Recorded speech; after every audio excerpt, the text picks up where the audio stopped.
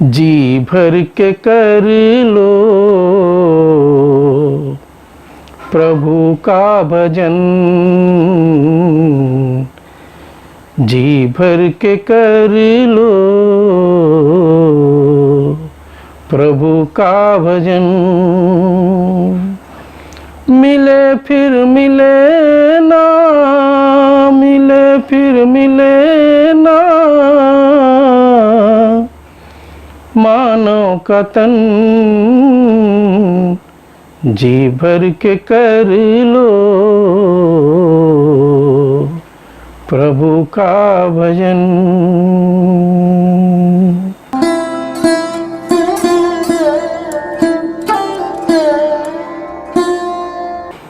आप सभी को प्रणाम। सत्य सनातन की जय। ईश्वर की असीम अनुकंपा से, गुरु महाराज के असीम अनुकंपा से आज हम सभी लोगों को भगवत चर्चा करने का परम सौभाग्य प्राप्त हो रहा है। गुरु वंदना कर लेते हैं।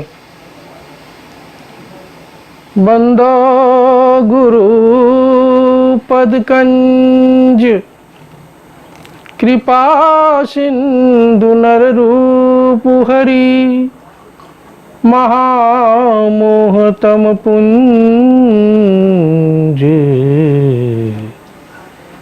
जासु बचन रवि कर निकर। गुरु महाराज के आशीर्वाद से हम सभी लोगों के अंदर का अंधकार वो दूर होता है और हम उस परमपिता परमेश्वर के परमानंद के प्रकाश का दर्शन करते हैं। जिस प्रकार से जब सूर्य निकलता है तो रात्रि का अंधकार दूर हो जाता है। आज हम लोग बात करेंगे कि ज्ञान का संपादन कैसे होता है।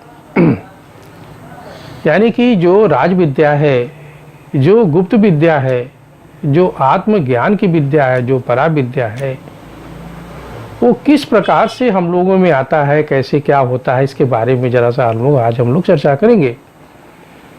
अब देखें, आपको याद होगा कि महाभारत काल में जब पांडवों को प्यास लगती है, प्यास से व्याकुल हो जाते हैं, तो एक ऐसा सरोवर मिलता है जिसका निगरानी यक्ष करता है।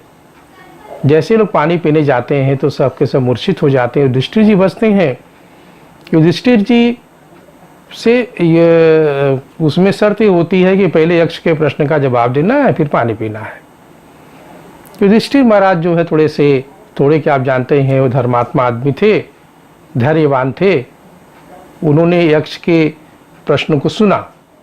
उसमें से एक बहुत ही महत्वपूर्ण जो प्रश्न था, वो प्रश्न यह था कि यक्ष ने कहा कि कह पंथा, माने कि कौन सा ऐसा मार्ग है कि जिसको धारण करने से मनुष्य मोक्ष की प्राप्ति करता है।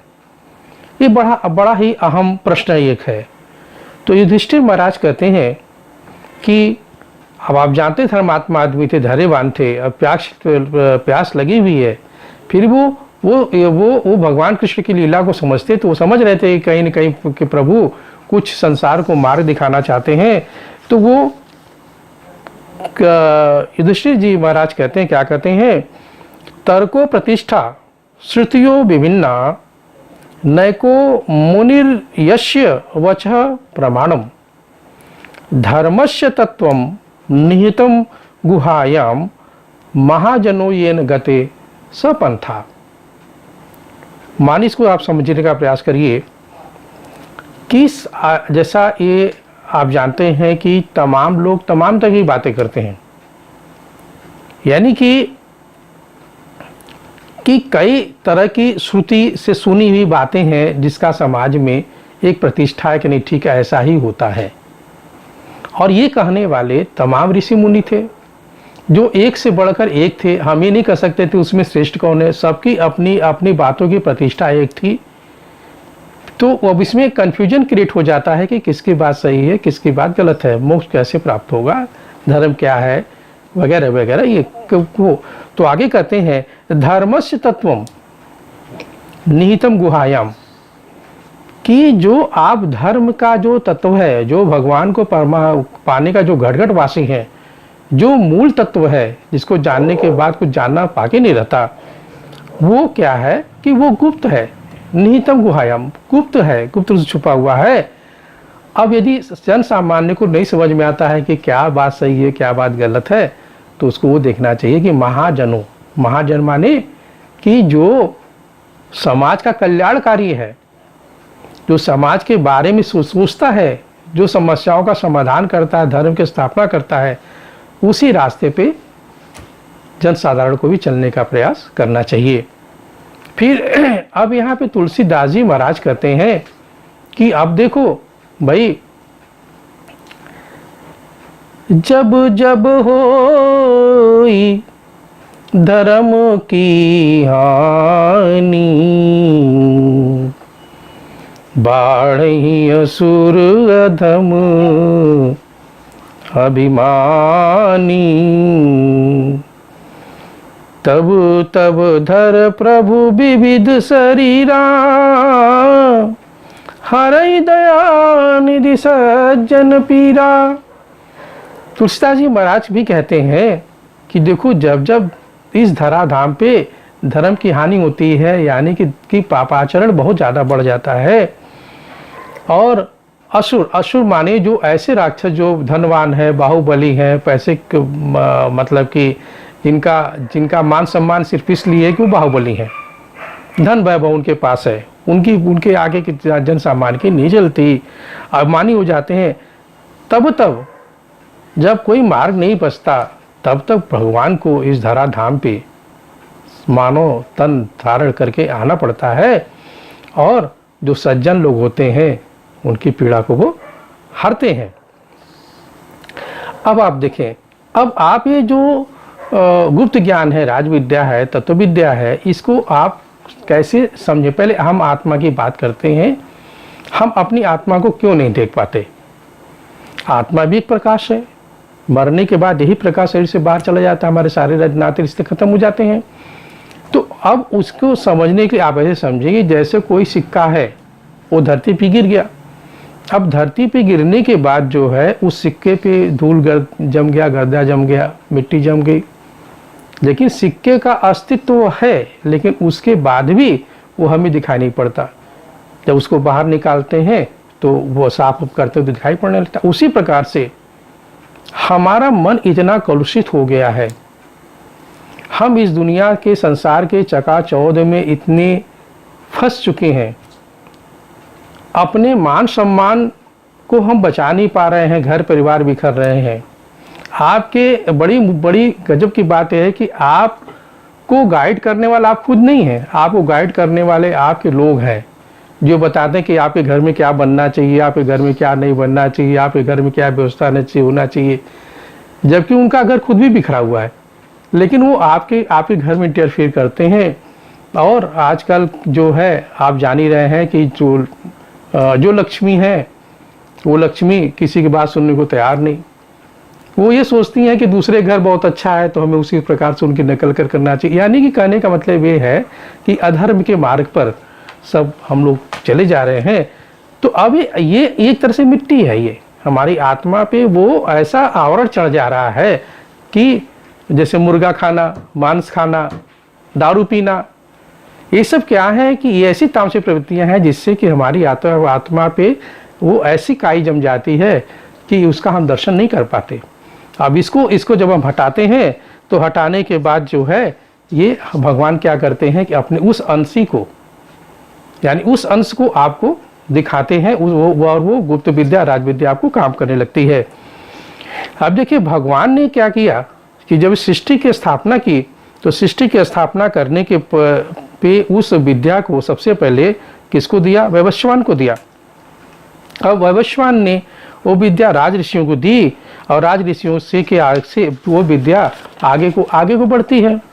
अब आगे को बढ़ती है तो उस समय देखिए अब कागज कलम तो था नहीं, तो जो कंठस्थ था वही वो अपने शिष्यों को सुनाते थे और वही परंपरा में चलते थे। यानी कि श्रुति और स्मृति, यानी कि सुनना और उसको याद करना या फिर बात को आगे लेके जाना, यही शास्त्रों का आधार था। अब एक बड़ी गजब की बात इसमें आती है कि तुलसीदास जी महाराज, आप देखें, 14 वर्षों तक धार्मिक ग्रंथों का अध्ययन करते रहे।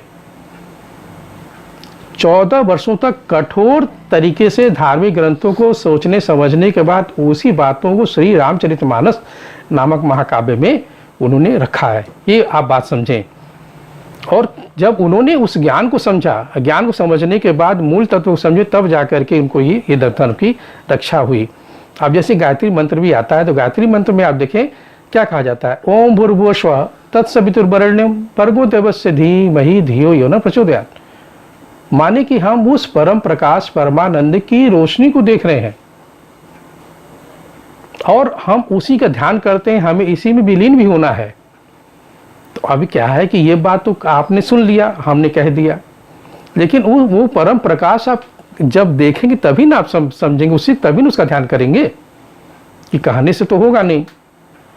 तो अब ये क्या है कि उसको जानने के लिए हमें तत्वदर्शी गुरु के पास जाना पड़ेगा, और वो जब उसका दर्शन हमें कराते हैं, उस गायत्री मंत्र में जिस परम प्रकाश की चर्चा की गई है, जब आप उसको देखते हैं तभी आपको समझ में आता है कि हाँ, में ये परमानंद का एक रास्ता है, साधना का जाने का रास्ता है। अब एक छोटी सी और आपको घटना बताते हैं कि शिव जी महाराज जो राजा थे, वो संत तुकाराम जी के पास जाते हैं। तो संत तुकाराम जी कहते हैं कि भैया देखो, तुम्हें शांति चाहिए तो आत्मज्ञानी समर्थ गुरु रामदास जी के पास जाओ। तो समर्थ गुरु रामदास जी उनके सामने एक शर्त रखते हैं कि देखो ठीक है, तुम्हें विद्या तो मैं दूंगा, लेकिन तुम अपना तन मन धन हमको समर्पित करोगे। तो तन मन धन राजा उनको समर्पित करते हैं, वो उनको आत्मज्ञान देते हैं, उनको प्रकाश मिलता है, ईश्वर को समझने लगते हैं। तो समझने के बाद क्या होता है कि वो समर्थ गुरु रामदास जी की का जो गेरुआ वस्त्र होता है, उसी का झंडा, केसरिया झंडा भी बनाते हैं और गुरु का राज्य समझ के उसकी सेवा करते हैं, और इतिहास ही उन्होंने बना दिया। तो एक छोटा सा भजन है, मैं सुनाता हूँ आपको। जी भर के कर लो प्रभु का भजन, जी भर के कर लो प्रभु का भजन। मिले फिर मिले ना, मिले फिर मिले ना, मानव का तन, जी भर के कर लो प्रभु का भजन। जय श्री राम।